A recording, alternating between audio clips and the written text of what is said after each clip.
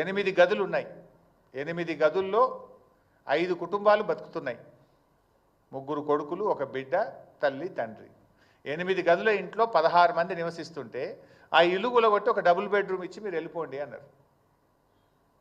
ఆ పాత ఇంటికి రూపాయి ఇయ్యలే. కానీ 2013 భూసేకరణ చట్టం ఏం చెప్తుందంటే పెండ్లైన వాళ్ళు ఇంట్లో ఎందరుంటే అన్ని డబుల్ బెడ్రూమ్లు ఇవ్వాలి. అంటే వీళ్ళకి ఎన్ని వస్తాయి? 5 డబుల్ బెడ్రూమ్ ఇల్లు రావాలి ఆ ఇంటికి. రావాలా? నువ్వేం చేసినావు?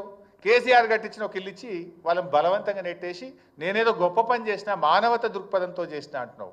మానవత దృక్పథం కాదు, ఇట్ ఈస్ దేర్ రైట్. భారత రాజ్యాంగం, భారత పార్లమెంటు వాళ్ళకి ఇచ్చిన హక్కు అది. కానీ నువ్వు నేనేదో గొప్పగా చేసిన మానవతా దృక్పథం, నువ్వు గొప్పగా చేయలే. చట్టానికి తూట్లు పొడిచినావు, పేదల కండ్లు పొడిచినావు, నువ్వు పేదల ఉసురు పోసుకున్నావు నువ్వు. అదే ముజాహిద్ కుటుంబానికి ఏం రావాలి? 5 డబుల్ బెడ్రూమ్ ఇల్లు రావాలి చట్ట ప్రకారంగా. 5 × 7,50,000 ప్రతి కుటుంబానికి 7,50,000 ఉపాధి కోల్పోయింది కనుక డబ్బు ఇవ్వాలి. అంటే 37.5 లక్షల రూపాయల డబ్బు ఆ కుటుంబానికి రావాలి. నువ్వేమి ఇయ్యలే. ఓ కేసీఆర్ గారు పేదలకు కట్టించిన ఇల్లు ఇచ్చి ముజాహిద్ కుటుంబాన్ని అలా రోడ్డు మీద పడేసినావు నువ్వు. ఇట్లాంటి ఎన్నో బాధలు ఉన్నాయి, ఇట్లాంటి ఎన్నో కష్టాలు ఉన్నాయి ప్రజలకు. ఇప్పుడు ఆ కుటుంబం విడిపోయింది. क्या हो गया? एक घर में तो 5 फैमिली नहीं रह सकते. अब किराए पे ले लेके एक जगह एक आदमी गए, दूसरा एक जगह गए, पूरे लोग एक साथ थे. अब रेवंत रेड्डी की वजह से वो फैमिली टूट गया.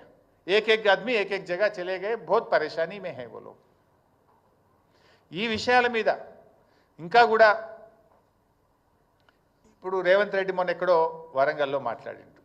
వరంగల్లో మాట్లాడుతూ సోనియా గాంధీ గారి కాళ్ళు కడిగి నెత్తిలో నీళ్లు పోసుకోవాలని చాలా గొప్ప డైలాగ్ అయితే కొట్టిండు. నేను అడుగుతున్నా రేవంత్ రెడ్డి గారు, నిజంగా నీకు సోనియా గాంధీ గారి మీద ప్రేమ ఉంటే నువ్వు కాళ్ళు కడిగి నెత్తిలో పోసుకుంటావా పోసుకోవా నీ ఇష్టం. వెనకడ బలి దేవత అన్నావు, ఇప్పుడు దేవత అన్నావు, రేపు ఏమంటావో నువ్వు నీ నోటికి హద్దు లేదు పద్దు లేదు. బట్ అట్లీస్ట్ నిన్నగాక మొన్న మాట్లాడినావు.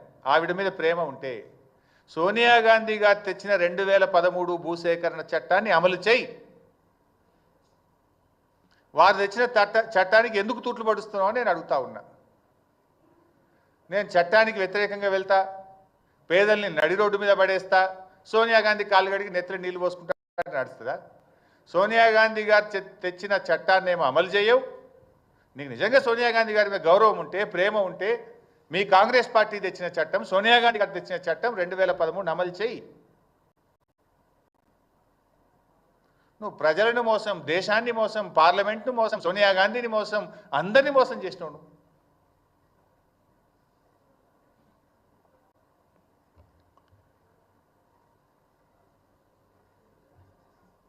ఈ ప్రభుత్వాన్ని, రేవంత్ రెడ్డి గారిని నేను సూటిగా అడుగుతా ఉన్నా.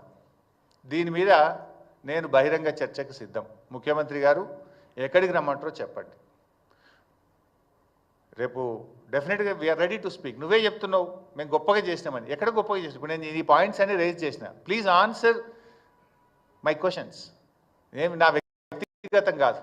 ఇప్పుడు ఎట్లయిపోయిందంటే కాంగ్రెస్ పార్టీ ప్రతిపక్షంగా మేము ఏదైనా ప్రతిపక్షాన్ని మాట్లాడితే మా మీద బురద జల్లుడు, మా మీద ఏదో ఒక పాత తీసి బుల్డోజర్ ఎక్కిస్తారా, చంపేస్తా, తొక్కుతా, ఇవి కాదు కదా. తొక్కుతా, సంపుతా, బుల్డోజర్ ఎక్కిస్తా, లేకపోతే మా మీద ఏదో బుర్ర జల్లుడు, మీ లీడర్లను పెట్టించి మమ్మల్ని తిట్టించుడు. This is not the solution.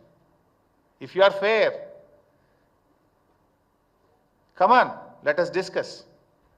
I'm ready for open discussion. ఏ టీవీ ఛానల్లో కూర్చుందామా, ఎక్కడ కూర్చుందాం చెప్పు. సెక్రటరేట్ రమ్మన్నా నేను వస్తా.